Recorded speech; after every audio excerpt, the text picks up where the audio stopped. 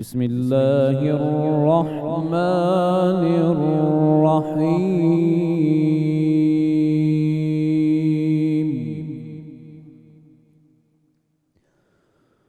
محمد رسول الله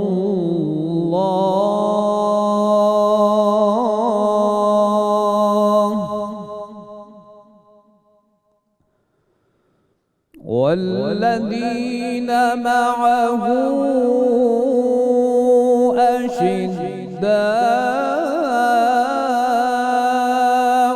على الكفار رحماء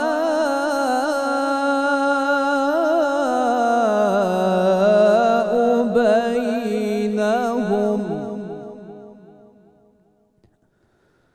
تراهم ركعا سجدا يبتغون فضلا من الله ورضوانا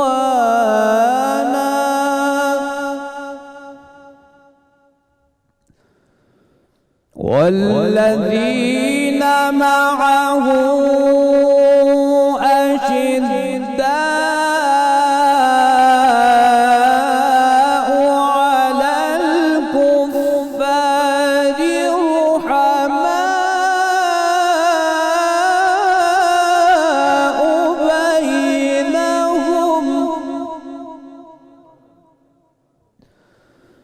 تراهم ركعا سجدا يبتغون فضلا من الله ورضوانا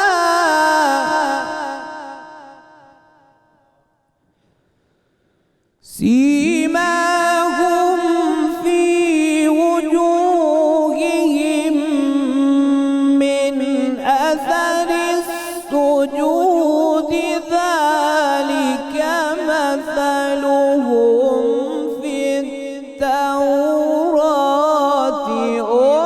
ومثلهم في الإنجيل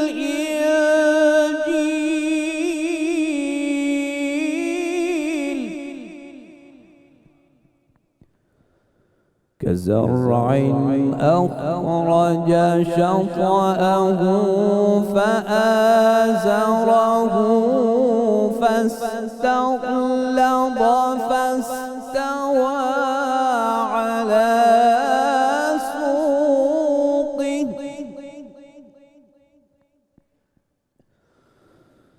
كزرع أخرج شطأه فآزره فاستغلظ فاستوى على سوقه يعجب الزراع ليغيظ بهم الكفار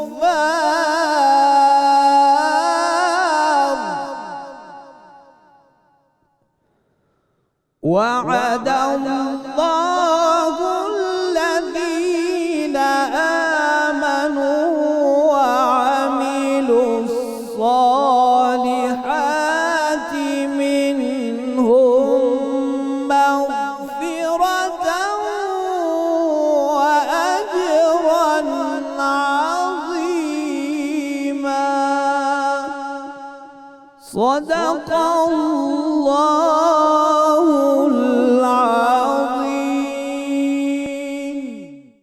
ماشاء اللہ جی، سبحان اللہ سبحان اللہ۔ ملک کے معروف قاری جناب قاری سید خالد حمید کاظمی صاحب تلاوت کلام پاک سے ہمارے قلوب کو منور فرما رہے تھے۔ الحمدللہ رب العالمین والصلاة والسلام علی سید الانبیاء والمرسلین، اللہم صلی علی سیدنا و مولانا محمد وعلی آلہ واصحابہ وبارک وسلم وصلی علیہ۔ دنیا کی تمام دیکھنے والوں کو، تمام چاہنے والوں کو، تمام پیار کرنے والوں کو، اور جہاں جہاں تک اس وقت میری آواز کو سنا اور مجھے دیکھا جا رہا ہے جنید اقبال کی جانب سے انتہائی محبت کے ساتھ السلام علیکم۔ ایک بار پھر ناظرین، آپ کو میں رحمت رمضان کی خصوصی براہ راست نشریات میں سحری کے حسین سے موقع پہ دل کی عطا گہرائیوں سے خوش آمدید کہتا ہوں، اور آئیے آغاز کرتے ہیں آج کی براہ راست نشریات کی، اور ایک انتہائی ممتاز بارگاہ میں آج آپ کو ہم نے لیے چلنا ہے۔ ذہن میں رکھیے ناظرین کہ مصطفی کہکشاں میں تمام ہی ستارے، تمام ہی جتنے ستارے ہیں تمام ہی انتہائی نایاب ہیں، تمام ہی ستارے اپنی جگہ ممتاز ہیں، اور تمام ہی ستاروں کی اپنی ایک شان ہے۔ تمام ہی ستارے اپنی چمک میں، اپنی دمک میں، اپنی رمک میں اور اپنی نور ہدایت میں ایک خاص مقام رکھتے ہیں، یعنی تمام ہی ستاروں کا اپنا ایک مقام و مرتبہ بھی ہے اور اپنی اپنی ایک پہچان بھی ہے۔ یہ وہ عظیم المرتبت ستارے ہیں جن کی روشنی رہتی دنیا تک کائنات کے ایک ایک انسان کے لیے حیات بھی ہے اور راہ نجات بھی ہے۔ یہ وہ ستارے ہیں جن کی مانند نہ کوئی پہلے کبھی تھا نہ کوئی کبھی ہو سکتا ہے، بلکہ یوں کہیے کہ جس کو جو صدقہ ملے گا اگر ان کے در کو واقعی تھام لیں تو اس کی دنیا بھی بن جائے گی، اس کی آخرت بھی بن جائے گی، کہ وہ ستارے ہیں جن کی پوری حیات اس کائنات کے چاند کے گرد گھومتی تھی۔ کائنات کا چاند سمجھ رہے ہیں نا، یعنی سرکار مدینہ صلی اللہ علیہ وآلہ وسلم کے گرد گھوما کرتی تھی۔ یہ وہ ستارے ہیں جن میں سے ناظرین ہم نے اگر کسی کی بھی پیروی کر، کسی ایک کی پیروی کر لی تو میں دعوے سے یہ بات عرض کر رہا ہوں کہ کامیابی ہمارا مقدر ہوئی اور یقیناً ہوئی۔ لہٰذا آج مصطفی کہکشاں کے انہی پیاروں میں سے ایک انتہائی خوبصورت ستارے کی بارگاہ میں ہدیہ عقیدت پیش کرتے ہیں جو مکینان بقی شریف میں شامل ہیں، مکینان بقی شریف میں شامل ہیں، جو اپنے سر اقدس پر محبت رسول صلی اللہ علیہ وآلہ وسلم کے کئی ایک سنہرے تاج سجائے ہوئے ہیں، جن کا وجود عشق مصطفیٰ صلی اللہ علیہ وآلہ وسلم سے مرقع اور مرصع تھا، جو عشق رسول صلی اللہ علیہ وآلہ وسلم کے رنگ میں مکمل طور پر رنگے ہوئے تھے، جن کا تعلق قبیلہ خزرج کی شاخ بنو نجار سے تھا، جن سے ہمارے آقا و مولا صلی اللہ علیہ وآلہ وسلم کا ننیالی رشتہ بنتا ہے، جن کے خاندان کی معصوم اور ننھی بچیوں کے سرور دو جہاں صلی اللہ علیہ وآلہ وسلم کے مدینہ پاک میں قدم رنجا فرماتے وقت طلع البدر علینا کی صورت میں جو کلام گونجا وہ رہتی دنیا تک عشاقان رسول صلی اللہ علیہ وآلہ وسلم کی سماعتوں میں رس گھولتا رہے گا، اور سرور دو جہاں صلی اللہ علیہ وآلہ وسلم کی مدینہ پاک آمد کے حسین لمحات کی ہمیں یاد دلاتا رہے گا۔ ناظرین، جن کو اللہ تبارک و تعالیٰ نے سرور دو جہاں صلی اللہ علیہ وآلہ وسلم پر جانثار ہونے کے اس جذبے سے نوازا تھا جو رہتی دنیا تک غلامان رسول صلی اللہ علیہ وآلہ وسلم کے لیے ایک عظیم ترین مثال ہے، یہ وہ ہستی ہیں جنہیں دنیا انتہائی ادب کے ساتھ سر جھکا کر حضرت اسعد بن زرارہ رضی اللہ تعالیٰ عنہ کے نام سے یاد کرتی ہے۔ ناظرین کرام، حضرت اسعد بن زرارہ رضی اللہ تعالیٰ عنہ انتہائی سلیم الطبع ہستی تھے۔ سعادت مندی آپ رضی اللہ تعالیٰ عنہ کی انسٹنکٹ میں، ان کی جبلت میں شامل تھی۔ سچائی سے محبت آپ کے خمیر کا مکمل طور پر حصہ تھی۔ آپ اپنے قبیلے کے رئیس تھے، سردار تھے، یعنی اللہ تبارک و تعالیٰ نے آپ کو صاحب ثروت بھی بنایا تھا، اور آپ اپنے قبیلے میں بے انتہا ڈومینیٹنگ پرسنالٹی تھے۔ ذہن میں رکھیے گا ناظرین کہ رسول کریم صلی اللہ علیہ وآلہ وسلم کی نظر کرم کا اعجاز ہے کہ وہ جس کو چاہتے ہیں وہ اپنا بنا لیتے ہیں، یعنی آپ رضی اللہ تعالیٰ عنہ طبعی طور پہ پہلے ہی توحید کی طرف راغب تو تھے، بس یوں کہیے کہ ایک نگاہ کی تاخیر، صرف ایک نگاہ کی تاخیر تھی۔ وہ ہے نا کہ تیری ایک نگاہ کی بات ہے، میری زندگی کا سوال ہے، تو وہ ایک نگاہ کی بات تھی کہ جیسے ہی رسول کریم صلی اللہ علیہ وآلہ وسلم کی نظر عنایت حضرت اسعد بن زرارہ رضی اللہ تعالیٰ عنہ پر پڑی، بس پھر کیا تھا کہ عشق مصطفیٰ صلی اللہ علیہ وآلہ وسلم کا جام پی کر، غلامی رسول صلی اللہ علیہ وآلہ وسلم کا طوق اپنے گلے میں سجا کر رسول کریم صلی اللہ علیہ وآلہ وسلم کے قدموں پر نچھاور ہونے کے لیے آ گئے، یعنی قدرت نے ان کو کھینچ کر مکہ پاک کی سرزمین پہ ایسے جو ہے وہ اپنا یوں کہہ لیجئے بھیج دیا کہ جیسے کوئی شے اپنی اصل کی طرف لوٹتی ہے، ایسے ہی آپ سرکار مدینہ صلی اللہ علیہ وآلہ وسلم کی بارگاہ میں گئے۔ اسلام قبول کرنے کے بعد آپ رضی اللہ تعالیٰ عنہ نے حضرت عمارہ بن حزم اور حضرت عوف بن عفرہ رضی اللہ تعالیٰ عنہما کے ساتھ اپنے ہی خاندان یعنی بنو نجار کے بتوں کے خلاف جہاد جہاد کیا، یعنی غلامی رسول صلی اللہ علیہ وآلہ وسلم کا طوق پہن کر اور لا الہ الا اللہ کا جام پی کر دنیا کے ہر باطل خدا کو مکمل طور پہ آپ نے ٹھوکر مار دی۔ حضرت اسد بن زرارہ رضی اللہ تعالیٰ عنہ ان سعادت مند ہستیوں میں شامل ہیں جو بیعت عقبہ اولیٰ اور بیعت عقبہ ثانیہ یعنی دونوں ہی میں شامل تھے، جن کو سرور دو جہاں صلی اللہ علیہ وآلہ وسلم نے کم عمری میں ہی ان کی فہم و فراست کی وجہ سے اور ان کی حکمت و دانائی کی وجہ سے بنو نجار کا نقیب یعنی سردار کے طور پر آپ نے منتخب فرمایا۔ بلکہ بیعت عقبہ ثانیہ کے موقع پہ ناظرین حضرت اسد بن زرارہ رضی اللہ تعالیٰ عنہ کی حیات طیبہ کا انتہائی شاندار اور انتہائی ایمان افروز واقعہ بھی ہے اور وہ موقع بھی ہے کہ چشم فلک نے فداکاری و جان نثاری و قربانی کا وہ حسین منظر دیکھا کہ جب ایک غلام اپنے آقا کا دست مبارک تھام کر انہیں کے لیے جینے اور انہیں کے لیے مرنے کا دم ببانگ دہل بھر رہے ہیں، یعنی عالم یہ تھا کہ یہ بتلا رہے تھے کہ اب پورا عرب و عجم آ جائے، میں اسلام کے لیے سب سے ٹکر لینے کو تیار بھی ہوں اور سب سے لڑنے کو تیار بھی ہوں، یعنی فدا کا ابی و امی یا رسول اللہ صلی اللہ علیہ وآلہ وسلم ہی اب میری حیات کا باقاعدہ منشور ہے۔ اب میری زندگی کا آئین یا اس کا منشور اگر ہوگا تو صرف یہ ہوگا کہ میں رسول کریم صلی اللہ علیہ وآلہ وسلم پر اپنا سب کچھ قربان کر دوں۔ اور ناظرین بات کو یہاں پر ختم نہ کیا بلکہ آپ رضی اللہ تعالیٰ عنہ نے اس وقت سب سے کم عمر ہونے کے باوجود بھی دانش مندی کی وہ عظیم ترین مثال قائم کی کہ اپنی موٹیویشنل اسپیچ کے ذریعے سے آج جو موٹیویشنل اسپیکرز بات کرتے ہیں نا صاحب، دنیا کما لو، پیسہ کما لو، ڈالرز کما لو، پوائنٹس کما لو، نوکری میں یوں، مطلب موٹیویشنز اور کیا ہو یہ ہو رہی ہوتی ہے نا۔ ایکچول جو موٹیویشنل اسپیکرز تھے نا، ہم نے یہ اصل میں ورڈ بھی بڑا متنازع بنا دیا ہے۔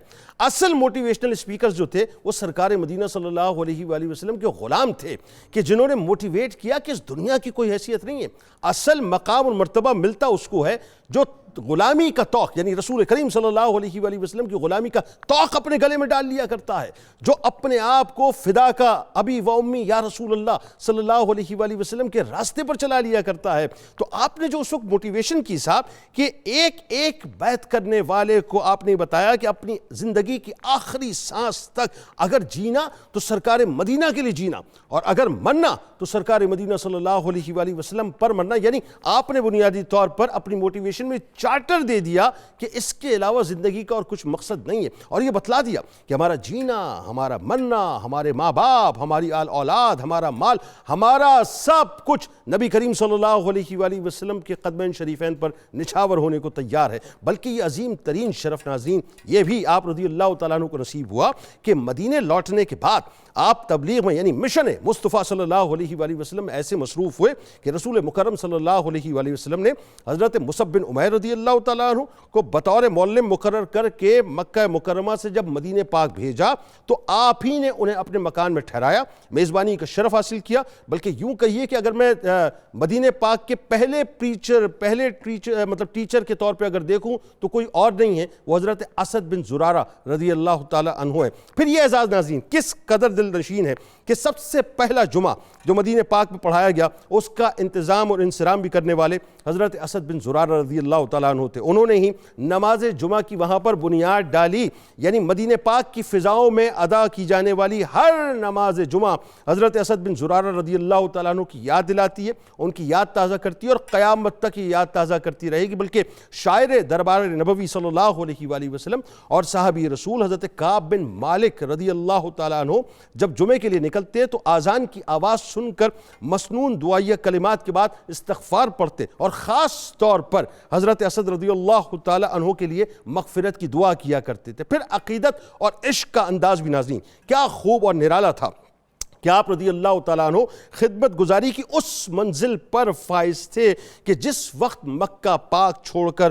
سرور دو جہاں صلی اللہ علیہ وآلہ وسلم نے مدینہ پاک کو اپنا مسکن بنایا اور امام الانبیاء کی میزبانی کا عظیم ترین شرف حضرت ابو ایوب انصاری رضی اللہ تعالیٰ عنہ کو نصیب ہوا تو حضرت اسد بن زرارہ رضی اللہ تعالیٰ عنہ نے حضور نبی کریم صلی اللہ علیہ وآلہ وسلم کی اونٹنی کی باگ پکڑ لی اور اسے اپنے گھر پر انتہائی چاہت کے ساتھ، انتہائی محبت محبت کے ساتھ لے کر گئے اور اس کی خدمت کرنے کی توفیق آپ کو ملی. یعنی دوسرے لفظوں میں حضرت اسد بن زرارہ رضی اللہ تعالیٰ عنہ رہتی دنیا تک یہ پیغام دیتے ہوئے نظر آتے ہیں کہ جس شے کو سرور دو جہاں صلی اللہ علیہ وآلہ وسلم سے نسبت حاصل ہو گئی وہ شے ہمارے لیے اس کائنات میں سارے خزانوں سے زیادہ قیمتی ہو جایا کرتی ہے. حضور نبی کریم صلی اللہ علیہ وآلہ وسلم کی مدینہ منورہ ہجرت کے بعد ناظرین آپ پہلے مسلمان تھے جن کی وفات ہوئی. یعنی آپ نے پردہ فرمایا اور آپ کو یہ شرف بھی نصیب ہوا کہ جنت البقیع میں انصار صحابہ میں سب سے پہلے آپ کی تدفین ہوئی.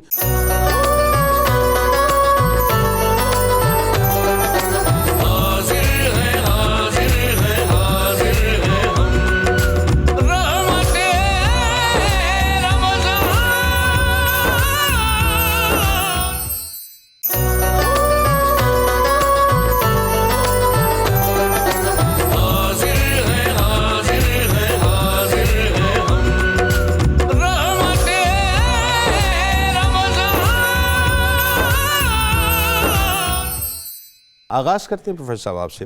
سب سے پہلے تو میرا خیال ہے اب ظاہر ہے یہ سوال فلوٹ کرتے ہوئے میں ہمیشہ کہتا ہوں مجھے بڑا میرے لیے میری زبان جو ہے لڑکھڑا جاتی ہے کہ صحابہ کرام رضوان اللہ تعالیٰ علیہم اجمعین کا مقام. اب ظاہر ہے جن کا مقام اللہ اور اس کے رسول بیان کریں ہم کیا بیان کریں, بس ان رفتوں میں حصہ ڈالیے. اور بالخصوص ذرا ہمیں یہ بتائیے حضرت اسد بن زرارہ رضی اللہ تعالیٰ عنہ کا جو تعارف ہے وہ کیا ہے, قبیلہ خزرج سے آپ کا تعلق اور پھر خاندان بنو نجار, ذرا اس کے فضائل بھی بتائیے. بسم اللہ الرحمن الرحیم. اللہم صلی علی محمد کما تحب و ترضی.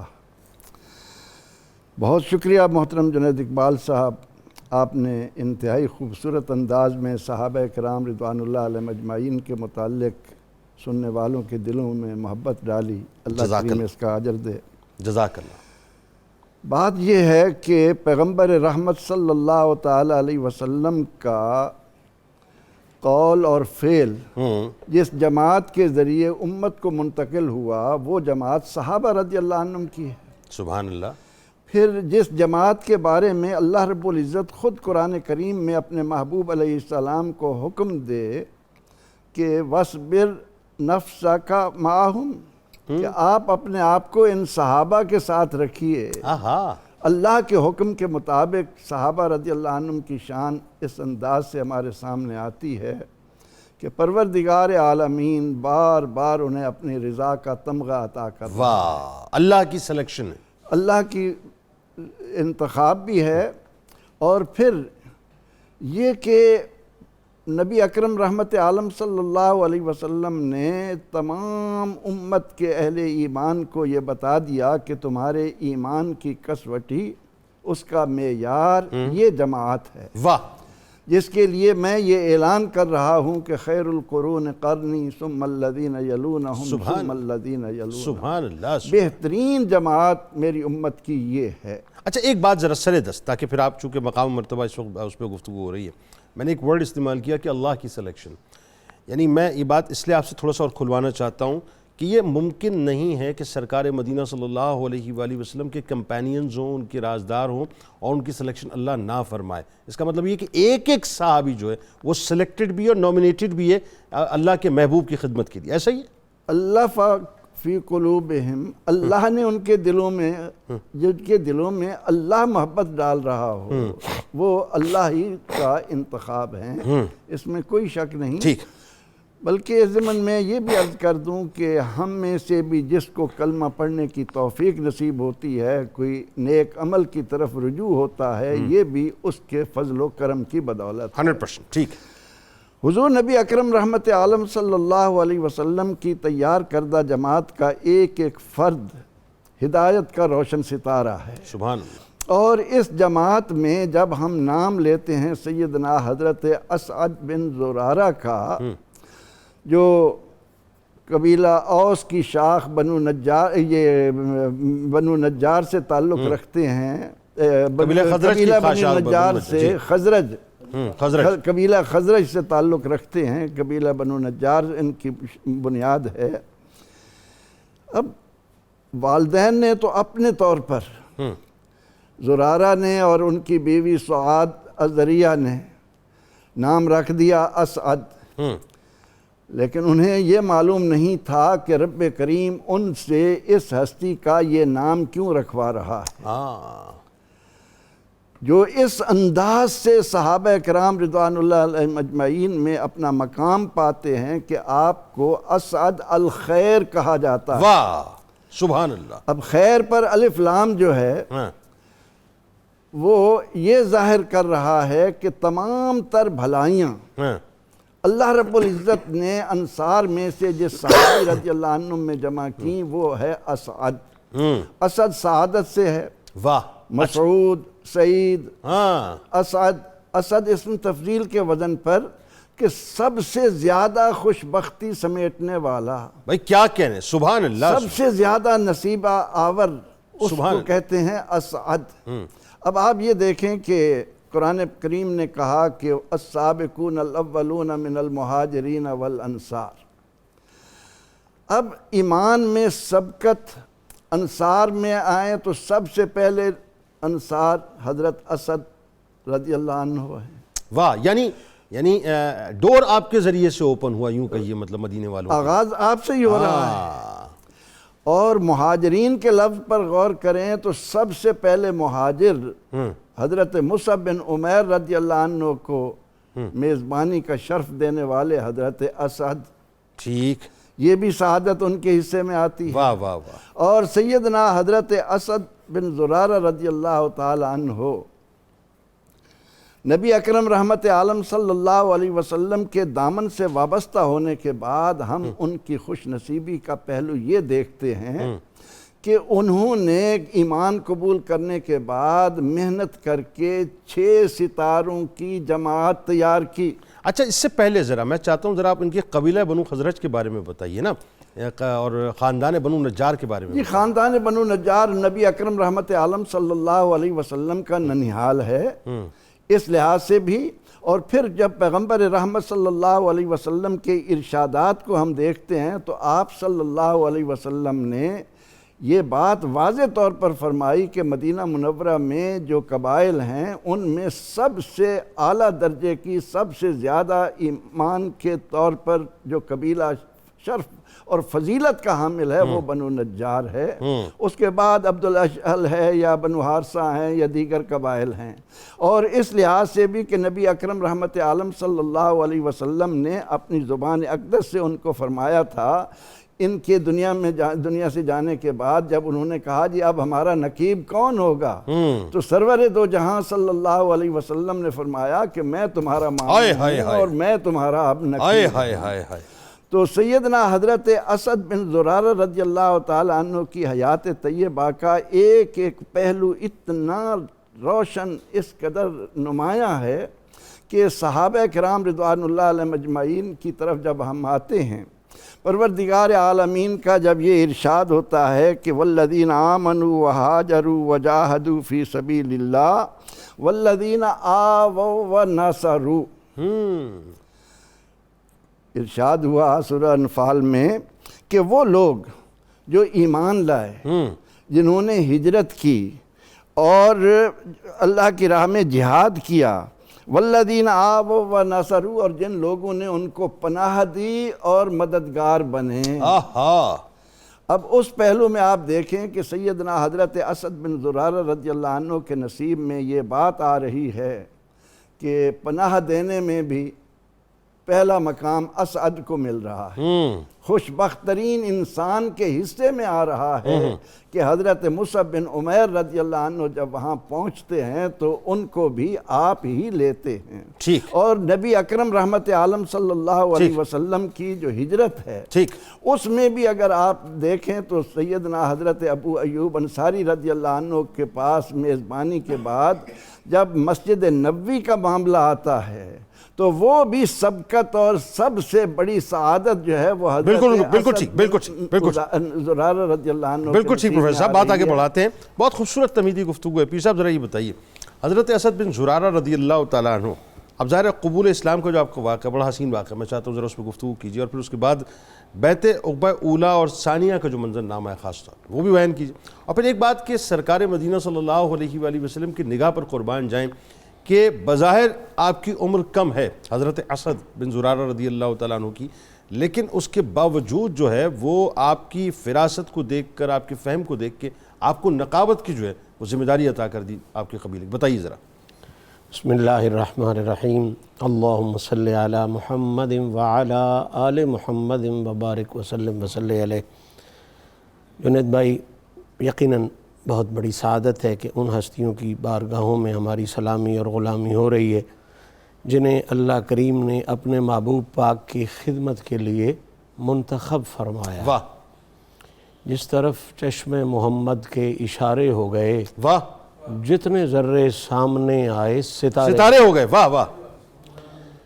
بلا شبہ نبی پاک صلی اللہ تعالیٰ علیہ وآلہ وسلم نے یہ خود اعلان فرمایا ہے کہ ان اللہ اختار اصحابی، کہ اللہ تعالیٰ نے جس طرح میرے لیے خاص اصل کو چنا ہے، خاص خاندان کو منتخب فرمایا ہے، اسی طرح اللہ نے میرے لیے خاص اصحاب کو بھی منتخب فرمایا. کیا کہنے، کیا کہنے. یقیناً دیکھیں نا جی، ہم جیسے کم فہم لوگ بھی جب کسی کو منتخب کرتے ہیں تو کوشش کرتے ہیں کہ وہ ہم سے اچھا انتخاب ہو جائے، بہتر انتخاب. بالکل صحیح، اور یہ بلا تمثیل بات ہے. ہاں، بلا کمپیریزن ہے ہی نہیں. ہم تو نقائص سے بھرے ہوئے ہیں، وہ علی کل شیء قدیر ہے، ہر عیب سے پاک. اندازہ فرمائیں، نقصوں والے بھی جسے منتخب کرتے ہیں کوشش کرتے ہیں کہ اچھا ہو، اگرچہ ان کی کوشش ناکام بھی ہو جاتی ہے اور اکثر ناکام ہو رہی ہے، لیکن اس کی کوشش تو ناکام نہیں ہے. بھائی کیا یفعل ما یرید ہے، تو اور اس کی تو کوشش ہی نہیں ہے، وہ تو بس کن کہتا ہے. یفعل ما یرید ہے نا جی، یفعل ما یرید ہو گیا تو بات کلیئر. وہ وہی کرتا ہے جس کا وہ ارادہ کرتا ہے. واہ واہ واہ واہ. قبلہ اب کلیئر ہو گیا کہ جنہیں اللہ نے منتخب کیا ہے وہ یقیناً چنیدہ لوگ ہیں اور دوسری مخلوق سے وہ اعلیٰ صفات کے حامل. واہ واہ واہ. اور اللہ تعالیٰ نے یہ اپنے حبیب پاک کی بے مثلیت کے لیے یہ اصول رکھا ہے کہ جو حضور کے اجداد بنائے ہیں، کائنات میں کسی کے اجداد ان کا مقابلہ نہیں کر سکتے. جو حضور کی اولاد بنائی ہے، کائنات میں کسی کی اولاد اس کی مثل اور مثال نہیں ہو سکتی. بے شک. اسی طرح جو حضور کی ازواج بنائی ہیں، کائنات میں کسی بندے کی ازواج ویسے نہیں ہو سکتی. اسی طرح جو حضور کی اہل بیت بنائی ہے، کسی کی اہل بیت ویسے نہیں ہو سکتی. اور اسی طرح جو حضور کے سنگی بنائے ہیں، وفادار غلام بنائے ہیں، اصحاب بنائے ہیں، 1,24,000 انبیاء کے اصحابہ میں سے کسی کے اصحاب ان کی مثل اور مثال نہیں ہو سکتے. بھائی کیا کہنے. سبحان اللہ. سبحان.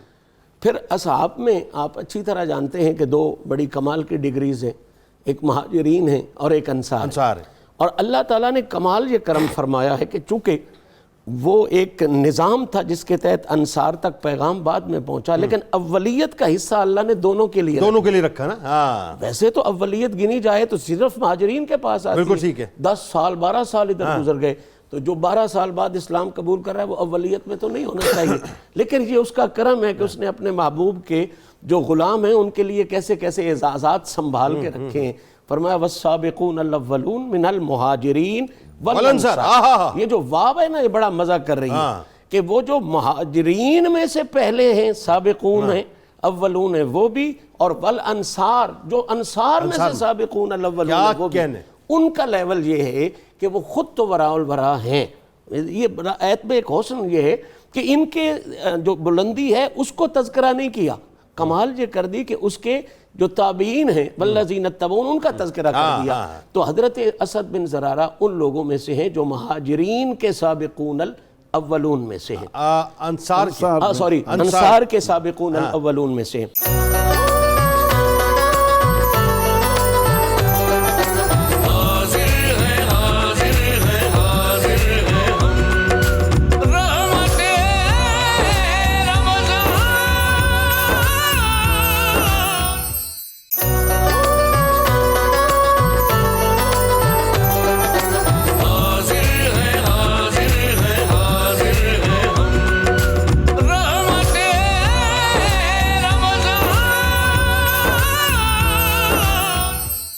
اب بات یہ ہے کہ اسلام قبول کرنے کے بعد، ظاہر اسلام قبول کر لیا، ہم نے ایک پینڈنگ میں معاملہ چھوڑا، خطبہ ہم نے سننا ہے انشاءاللہ. اچھا، اب جو قبول کرتے ہی اسلام کو آپ نے جو پہلا کام کیا وہ کیا ہے کہ اپنے ہی خاندان کے جو بت تھے ان کو گرانا شروع کر دیا، ان کے خلاف جہاد کرنا شروع کر دیا. یہ جو یوں کہیے کہ یہ جو اسٹینس ہے بنیادی طور پہ یہ ایکچولی قرآن و حدیث کی روح سے بہت کمال اسٹینس ہے. میں چاہتا ہوں ذرا اس پہ تھوڑا سا کلام کیجئے کہ تمام باطل خداؤں کو رد کر دیا, اب صرف لا الہ الا اللہ بس. بتائیے. بسم اللہ الرحمن الرحیم. بڑی خوبصورت باتیں ہو رہی ہیں. حضرت اسد بن زرارہ رضی اللہ تعالی عنہ جو نجم ہدایت ہے, تو حضور نبی اکرم صلی اللہ علیہ وسلم کی جو فیضان کی کاملیت ہے, اس کامل فیضان کی چھتری کے نیچے بیٹھنے والے یہ کتنے خوبصورت گلدستے ہیں. ان میں سے ایک بڑے گلدستے کا نام اہل بیت ہے اور ایک پورے گلدستے کا نام صحابہ ہے. بالکل ٹھیک. تو یہ صحابہ اور اہل بیت ایک انتہائی توازن کے ساتھ دو سنہرے گلدستے ہیں. ایک حضور صلی اللہ علیہ وسلم کی شان مبلغیت اور شان معلمیت کی چھتری کے نیچے بیٹھے ہیں, واہ واہ واہ, اور ایک آپ کی نسبی طہارت کی چھتری کے نیچے بھائی بیٹھے کیا ہیں, کہنے ہیں ڈاکٹر صاحب, تاکہ امت کو نسبی طہارت کا اور کسبی طہارت کا کٹھا سبق ملے. آہا کیا ابتدا ہے. کچھ ابتدا میں طہارت والے ہیں اور کچھ محنت کر کے اس لیول پر پہنچے. سبحان اللہ. تو لگتا یہ ہے کہ جن لوگوں کو اللہ تعالیٰ سلیم الفطرت بناتا ہے تو سلیم الفطرت کے کچھ بنیادی تقاضے ہوتے ہیں. ایک بنیادی تقاضا تو یہ تھا کہ ماحول کے کامل اندھیرے پن میں وہ روشنی کی طرف بڑھتے ہیں. واہ, جیسے کہ حضرت جیسے اسد بن زرارہ, واہ, اس اتنا گھٹاٹوپ اندھیرا ہے شرک کا, کفر کا, بت پرستی کا, جاہلانہ رسومات کا, اس میں سے نکل کر جس طرح ہمارے قبلہ مشسی صاحب کہہ رہے تھے کہ حضرت ذکوان کے ساتھ جا کر حضور سے مکالمہ کرنا, اور اس مکالمے میں آپ ہمیشہ یاد رکھیں حضور نبی اکرم صلی اللہ علیہ وسلم کی جو بصیرت ہے اور جو آپ کی شان کاملیت ہے, آپ آنے والے بندے کا خود ظرف چیک کرتے تھے. بلکہ یہ آپ کی باقاعدہ حدیث ہے. کسی صحابی نے پوچھ دیا یا رسول اللہ یہ ہمارے اندر جو مختلف رنگ ہیں یہ لامحالہ آپ کے فیضان کی وجہ سے, ان کا میرا فیضان بھی ہے لیکن آپ کے بنائے ہوئے برتن بھی ہیں, تو جس طرح کا جو برتن لا رہا ہے میں اسی طرح کا فیض ڈال رہا ہوں. واہ واہ واہ. تو فطرت جو مجھے دیکھتا ہے اپنے ایمان کے مطابق دیکھتا ہے, ایمان کے جس کا جیسا ایمان ہے ویسا دیکھتا ہے. آئے ہائے ہائے. تو حضرت اسد بن زرارہ رضی اللہ تعالیٰ عنہ کی جب حضور کے ساتھ باتیں ہوئیں تو حضور نے جب اس متلاشی حق کو پہلی نگاہوں سے دیکھا ہوگا, جنید صاحب اس کو امیج تو کریں تو حضور نے کیا کچھ نہیں پڑھا ہوگا. واہ واہ واہ, سبحان اللہ. ایک تو کہتے ہیں کہ آپ کو باقاعدہ توحید کی دعوت دے کر کلمہ پڑھوایا, ٹھیک, اور دوسرا آپ کے سامنے قرآن کی تلاوت حضور نے خود فرمائی, واہ, تاکہ تلاوت کے زور پر اندر کے سارے زنگ کو میں دھو دوں. اللہ. اور وہ جو انسان کی فطرت میں الستو بربکم کا ایک فطری کنیکشن ہے, اس کو اجلا کر دوں. وہ قالو بلا کی منزل پر پہنچ گیا. قالو بلا کی منزل پر. کیا کہنے, کیا پہلی گفتگو کے بعد بندے کا وہاں سے اٹھنا اور مبلغانہ جذبے کے تحت وہاں تبلیغ کرنا, اور پھر اتنی جرت میں کھڑے ہو کر تمام بتوں کو, تمام رسومات کو اور جاہلیت کے خلاف کھڑے ہو جانا اور باقاعدہ وہ عمل کر کے دکھانا, اس سے خود اندازہ لگا سکتے کہ حضرت اسد بن زرارہ رضی اللہ تعالی عنہ کی شخصیت کس ممتاز درجے کی تھی. واہ. اور یہ دین اسلام کا پیغام بھی ہے. تو آپ کو پتہ ہے کہ جب اندھیرا توڑنے کے لیے یہ نورانی لوگ بڑھتے ہیں تو پھر اندھیرے کے تمام آثار بھی دور کرتے ہیں. تو ویسے نور سے تو اندھیرا خود بھاگتا بھی ہے. جی جی. جہاں بھی اذان کی آواز زور سے شروع ہو جائے تو شیطان ڈر کے بھاگتا ہے. جی جی. لیکن یہ پھر بھی کوشش کرتے ہیں کوئی رسم, کوئی بت, کوئی جاہلیت کا نشان بھی نہ رہے. تو لگتا یہ ہے کہ انبیاء کرام علیہ السلام نے جیسے جیسے تبلیغ کی ہے تو لامحالہ اس میں حضرت ابراہیم علیہ السلام کا عمل بھی تو ان صحابہ کو بتایا جاتا ہوگا کہ حضرت ابراہیم علیہ السلام نے جب توحید کا پیغام دیا تو اس توحید کے پیغام کے ساتھ آپ نے باقاعدہ تمام بتوں کو توڑ کر بھی دکھایا. تو وہ بت توڑنے کا وہ جو جذبہ تھا, وہ جو سلیقہ تھا, وہ حضرت اسد بن زرارہ سے بھی ظاہر ہوا. اور کیا خیال ہے ان چیزوں کی خبریں حضور تک نہیں پہنچتی تھیں یہ آپ کی نگاہ نبوت نہیں دیکھتی تھی کہ اسد بن زرارہ مدینے کی یعنی فضاؤں میں توحید کے بیج کو کیسے بو رہا ہے اور کیسے لوگوں کو وہاں موٹیویٹ کر رہا ہے؟ بالکل ٹھیک، بالکل ٹھیک۔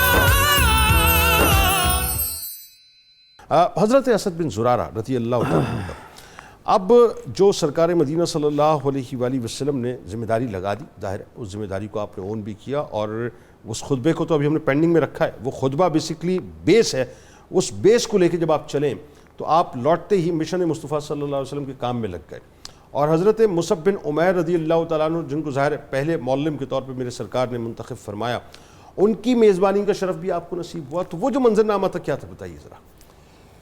حضور نبی اکرم رحمت عالم صلی اللہ علیہ وسلم کے دامن سے وابستہ ہونے کے بعد کلمہ پڑھنے والے کے دل میں جو بات راسخ ہوتی ہے وہ یہ کہ اس دین کو غالب کرنا ہے، یہ ہے وہ نور کہ جس کو تمام باطل اندھیروں کو لپیٹ دینا ہے، غالب آنا ہے۔ اب انہوں نے وہاں سے جا کر مدینہ منورہ میں اس اسلام کے لیے اپنے آپ کو وقف کر دیا، کیونکہ حضور سید عالم صلی اللہ علیہ وسلم کے ہاتھ میں ہاتھ دینے کے بعد جب بندہ مومن کے سامنے یہ اللہ کا ارشاد آتا ہے کہ ان اللہ اشتری من المومنین انفسہم واموالہم بان لہم الجنہ، وہ بیعت اس بات کی ہوتی ہے کہ میں نے اپنی جان اور اپنا مال جنت کے بدلے اللہ کے ہاں فروخت کر دیا۔ تو اس طرح سے آپ نے آ کر مدینہ منورہ میں اس نور کو گھر گھر میں پہنچانے کے لیے اپنی تمام تر جو قوتیں تھیں ان کو مجتمع کیا، سبحان اللہ، اور انہوں نے ہی نبی اکرم رحمت عالم صلی اللہ تعالیٰ علیہ وسلم سے یہ درخواست بھی کی کہ اہل مدینہ کو قرآن پڑھانے کے لیے، قرآن سکھانے کے لیے، دین کی باتیں بتانے کے لیے کوئی معلم آنا چاہیے۔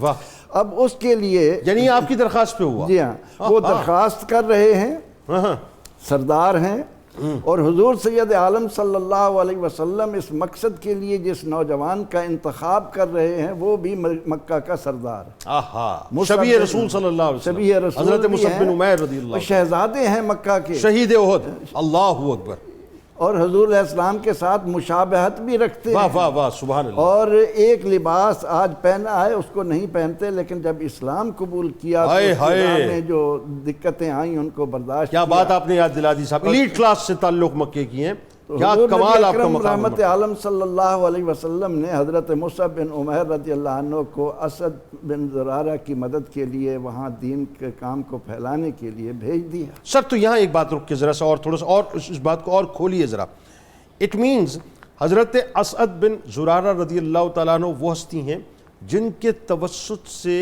اسلام مدینہ پاک میں پھیلا، آپ پہلی شخصیت ہے جو اس یوں سمجھ لیجئے کہ سبب بنی، وہ تو سعادتیں ساری پہلے آئی ان کے حصے میں۔ یہ تو ہم نے پہلے عرض کیا ہے کہ ماں باپ نے نام رکھا تھا اسعد، خیر، اور اس سعادت کا یعنی نچوڑ یہ تھا کہ خیر کے سارے دروازے آپ نے کھولے، بلکہ وہ آپ نے جو اپنے ابتدائیہ کلام میں کہا کہ مغفرت اور رزق کریم وہ بھی ان کے حصے میں سب سے پہلے آیا۔ بھائی کیا کہنا، تو سیدنا حضرت اسد بن زرارہ رضی اللہ عنہ کی درخواست پر نبی اکرم رحمت عالم صلی اللہ علیہ وسلم نے جب وہاں معلم بنا کر آپ کو بھیجا تو انہوں نے اپنا مکان پیش کر دیا، واہ، اور ان کے ساتھ مل کر دین اسلام کی سربلندی کے لیے صرف حضرت مصعب بن عمیر رضی اللہ عنہ اپنی زبان سے کلمات طیبات پڑھ نہیں رہے، بلکہ دونوں مل کر اپنے عمل سے مدینہ منورہ کی گلیوں کو منور کرنے کے لیے دن رات اس میں کوشاں ہے۔ ایک تو وہ خطبہ جو پینڈنگ میں جس پہ آپ نے کلام کرنا ہے، دوسرا حضرت اسد بن زرارہ رضی اللہ تعالیٰ عنہ اب مدینہ پاک میں تشریف لا چکے اور مصطفی مشن کا جو ہے باقاعدہ آغاز ہو چکا ہے، اور آپ کے جو شولڈرز کے اوپر جو ہے جو پہلا تمغہ لگتا ہے، مطلب اس اعتبار سے، کاموں کے اعتبار سے، کہ مدینہ پاک میں نماز جمعہ کی باقاعدہ آپ نے، مطلب آپ پائنیئر ہیں، آپ نے بنیاد رکھی اور پڑھانے کا اعزاز بھی آپ کو حاصل ہوا. تو یہ بتائیے کیا.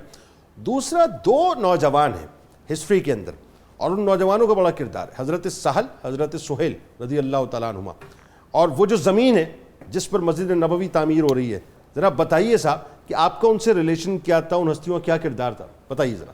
بسم اللہ الرحمن الرحیم. جنید بھائی، اب یہ ترتیب ہم کچھ اس طرح لگاتے ہیں کہ چونکہ آپ کا موڈ یہی ہے کہ بات خطبے سے شروع کی جائے، تو ہم خطبے کو ریلیٹ کریں گے اگلی سارے مراحل کے ساتھ.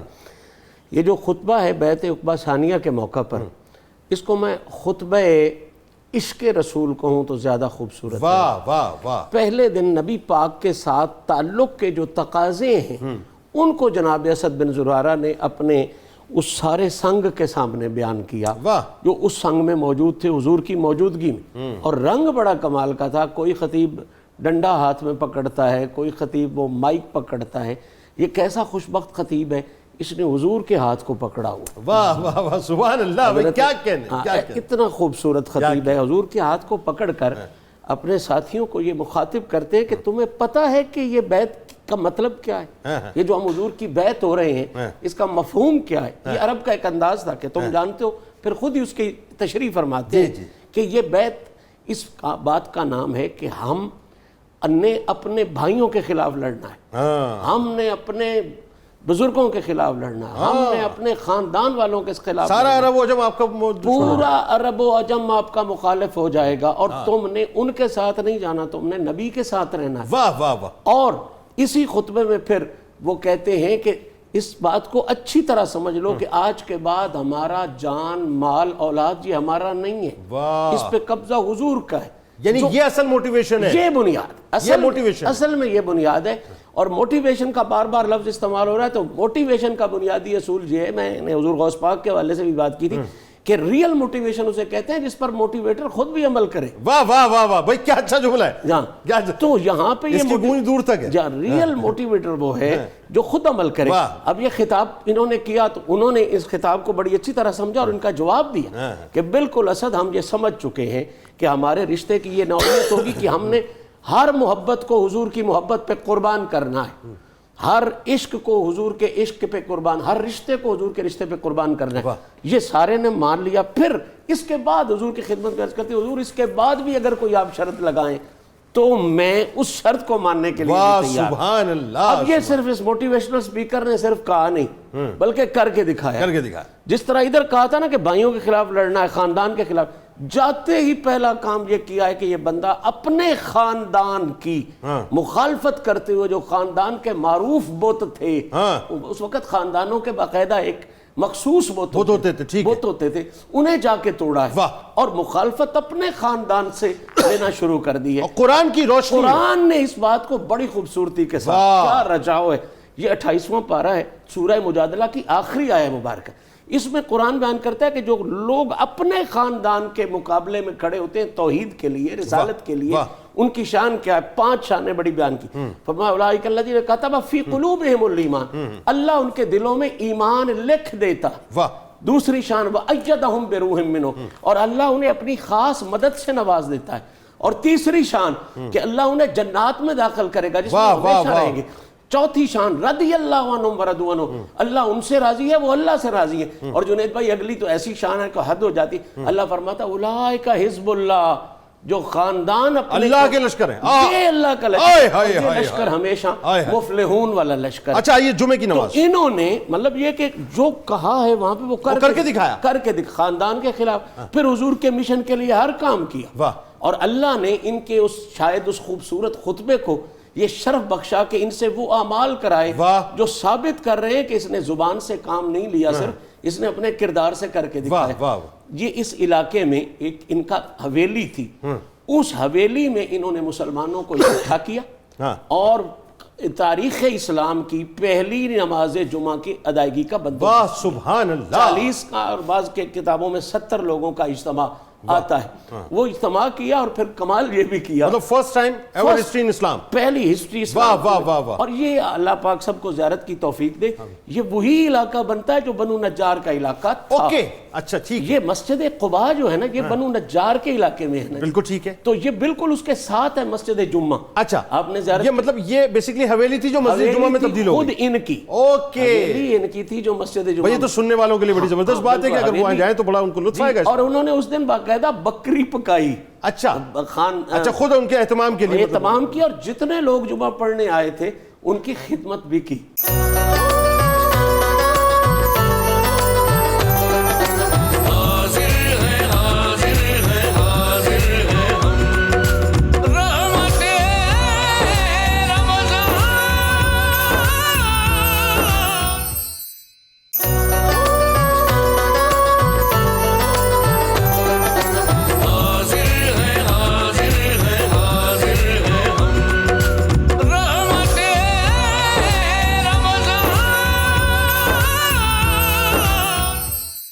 سرور دو جہاں صلی اللہ علیہ وآلہ وسلم کی مدینہ پاک تشریف آوری ہو رہی ہے, تو وہی بڑا حسین سا منظرنامہ ہے.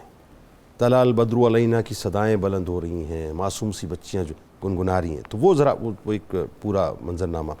پھر حضرت اسد بن زرارہ رضی اللہ تعالیٰ عنہ کو جو خدمت رسول صلی اللہ علیہ وآلہ وسلم کا انتہائی منفرد انداز سے جو ایک شرف نصیب ہوا ہے, وہ دیکھیے کیا, بتائیے ذرا.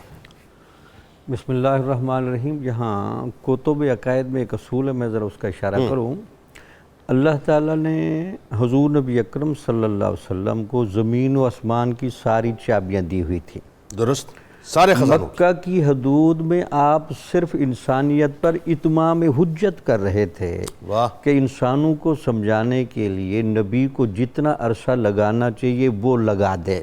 آئے ہائے, اگر نبی اپنی طاقت کے استعمال پر آ جائے تو اس کے لیے تو یہ کوئی مسئلہ نہیں تھا. واہ, ورنہ تو نبی جو چاند کو دو ٹکڑے کر کے دکھا سکتا ہے, اس کے لیے وہ تہذیب جو کفر و شرک کی دلدل میں پھنسی ہو اس کو منٹوں میں بدلا جا سکتا ہے. کیا کہنا. لیکن چونکہ اللہ تعالیٰ کا قانون قدرت ہے کہ کفر و ایمان کی طرف آنا یہ بنیادی طور پر بندے کا اپنا انتخاب ہوتا ہے. واہ, کہ آپ کے سامنے ہادی اعظم موجود ہے, اگرچہ آپ ان کے لیے تکالیف کی ساری صورتیں کر دیں, لیکن وہ انتہائی سارے مسائل کو صبر و تحمل کے ساتھ برداشت کر رہا ہے. ٹھیک ہے. اب جب یہ ان کے ساتھ یہ جو بیعت عقبہ ثانی میں ساری باتیں ہو رہی ہیں, اب نبی سمجھ رہے ہیں کہ میں جس جگہ پر اب جانے لگا ہوں اس کا منظر قبولیت کے اعتبار سے الگ ہے, وہ منظر اس طرح کا نہیں ہے. اب مجھے بھی اپنی شخصیت کا رخ بدل دینا چاہیے. اب آپ جب گھر سے نکلتے ہیں وہ جو آپ کے وجود پر اوجھلی ڈال سکتے ہیں, آپ کو تکلیفیں پہنچا سکتے ہیں, اب آپ کے معجزات جب سامنے آئے تو وہ سارے محاصرے میں کھڑے ہوئے اندھے ہو جاتے ہیں, ان کو کوئی پتہ نہیں چلتا.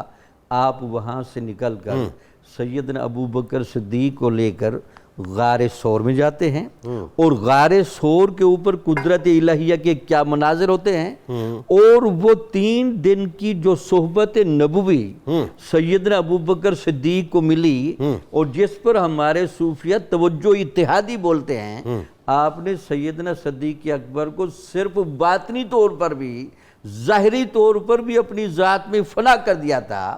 وہ بھی منظر تاریخ میں لکھا ہوا ہے.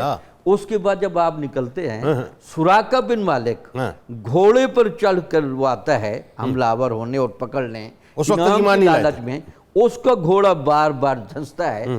اب نبی ایک اپنے رخ پر ہے.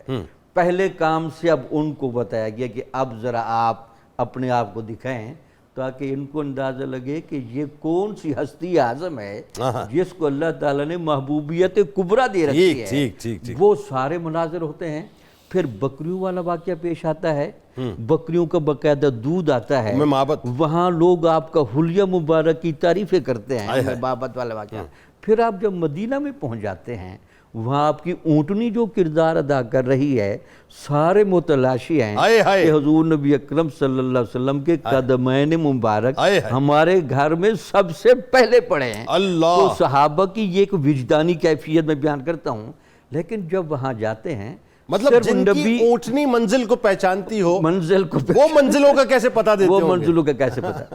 پھر وہاں جب آپ جاتے ہیں، یہ تو آپ کر رہے تھے، قدرت الہیہ کی مناسبت دیکھیں، اللہ تعالیٰ وہاں بنو نجار کی بچیوں کے دل میں جاتا ہے کہ میرا محبوب آ رہا ہے. مکے والوں نے تو میرے محبوب کے ساتھ جو کیا ہے سو کیا ہے، لیکن یہاں میرے محبوب کا مثالی پروٹوکول ہونا چاہیے. اور جس انداز سے درختوں پر لوگوں نے چڑھ کے، پھر لائنیں بنا کے، پورا ماحول بنا کے، پھر بچیوں نے طلع البدر علینا کا جو سما باندھا، گھروں کی اس چھتوں سے پہ آپ کھڑے ہو. اندازہ لگائیں کہ وہ کیا سما ہوگا. اور حضور نبی اکرم صلی اللہ علیہ وسلم کتنے فرحاں ہوں گے کہ مکہ میں 13 سال گزار کے آ رہا ہوں، یہاں میرا پہلا دن ہے.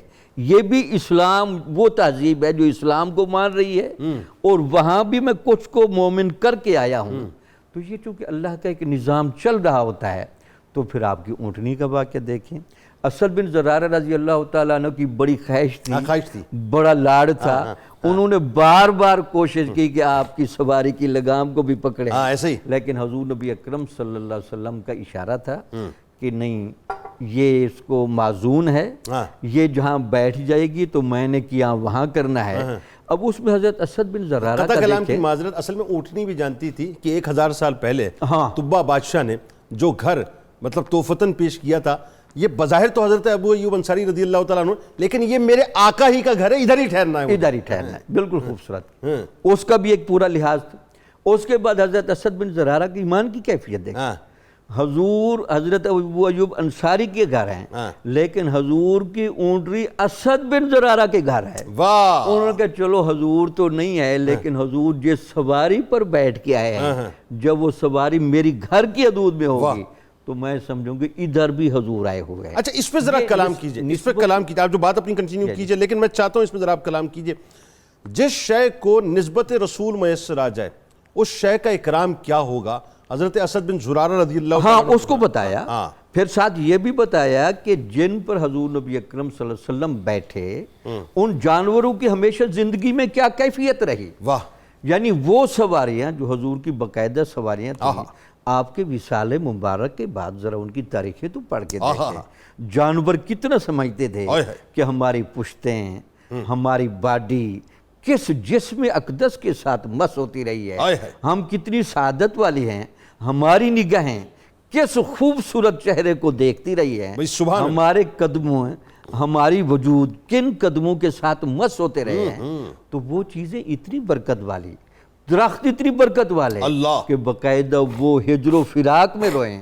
لوگ تو کہتے ہیں کہ ہجر و فراق میں حضور نبی اکرم صلی اللہ علیہ وسلم کے لیے رونا کیا ہے. تو خواجہ نظام الدین اولیاء نے ایک دفعہ ہجر و فراق کے بارے میں بتایا کہ پوری دنیا حقیقت محمدیہ کو چونکہ اپنے دائرے میں رکھتی ہے، اس لیے ہر چیز حضور کے ساتھ والہانہ محبت کرتی ہے. اس والہانہ محبت کی حقیقت محمدی پوری کائنات کو اپنے دائرے میں رکھتی ہے. اس وجہ سے ہر چیز آپ کے ساتھ اٹیچ ہے. رحمت للعالمینی کا معنی بھی یہی ہوتا ہے. جس طرح ماں اپنے سارے بچوں کو اپنے دامن سے چمٹائے رکھتی ہے، تو حضور کی رحمت بھی ہر چیز کو دامن سے نمٹائے ہوئے ہے. صرف کفر و ایمان کا فرق کیا ہے؟ فیض تو سب کو عام رحمت کا ہے، لیکن ایمان والے کو خاص رحمت کا فیض ملتا ہے. کیا کہنے، کیا خوبصورت گفتگو ہے. اب ذرا پروفیسر صاحب یہ بتائیے، حضرت اسد بن زرارہ رضی اللہ تعالیٰ عنہ کی ہستی کا ایک اور بڑا پہلو ہے.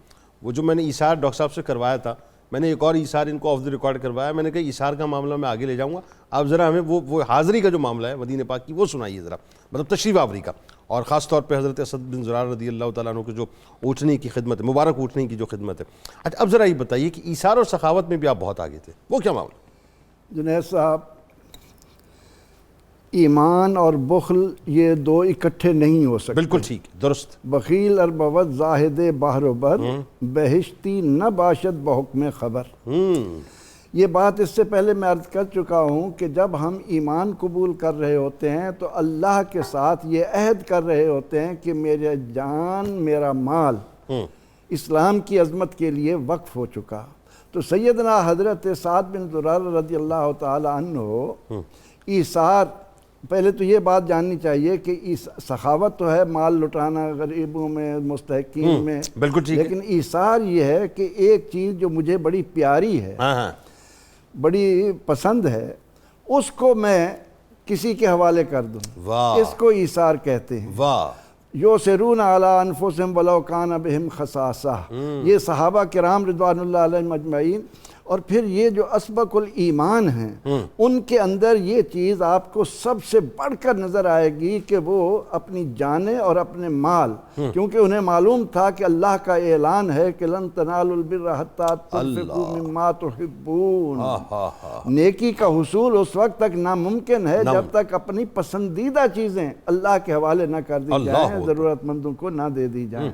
تو سیدنا حضرت اسد بن زرارہ رضی اللہ تعالیٰ عنہ کا جو ایثار سب سے پہلے ہمیں نظر آتا ہے وہ تو یہی تھا کہ سہل اور سہیل کو اس درخواست کے باوجود کہ جی ہم زمین مفت دینے کے لیے تیار ہیں، حضور علیہ السلام نے زمین مسجد کے لیے مفت نہ لے کر قیامت تک آنے والی اپنی امت پر واضح کیا کہ یہاں اللہ کی عبادت ہونی ہے، اس جگہ کو پاک اور صاف ہونا چاہیے، اس کے متعلق یہ نہیں کہ کسی کی جگہ پر قبضہ کر کے تو آپ مسجد بنا دیں۔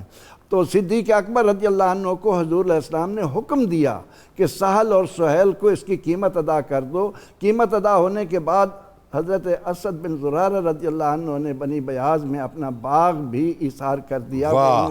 یتیموں کی کفالت کرنا بھی ایثار تھا، لیکن ایک بڑی خوبصورت بات ہے کہ آپ بنو نجار کے سردار ہیں، ٹھیک ہے، حضرت ابو ایوب انصاری بھی بنو نجار سے ہی تعلق رکھتے ہیں، تو سیدنا حضرت اسد بن زرارہ رضی اللہ عنہ کے پاس ایک قیمتی پلنگ تھا جس کے پائے ہاتھی کے دانتوں کے بنے ہوئے تھے، اور سردار ہونے کے ناطے انہوں نے کس چاہت سے، کس محبت سے اس کو اپنے گھر میں رکھا ہوگا۔ اب جب نبی اکرم رحمت عالم صلی اللہ علیہ وسلم مدینہ منورہ میں تشریف لائے تو ان کی دلی محبت جس طرح موج زن کہ آپ تشریف تو نہیں لائے میرے گھر، قیام کے لیے مجھے پسند نہیں کیا، میں کیا ایثار کروں، تو آپ نے سب سے پہلے وہ قیمتی پلنگ رسول اکرم رحمت عالم صلی اللہ علیہ وسلم کی خدمت میں پیش کر دیا۔ سبحان اللہ۔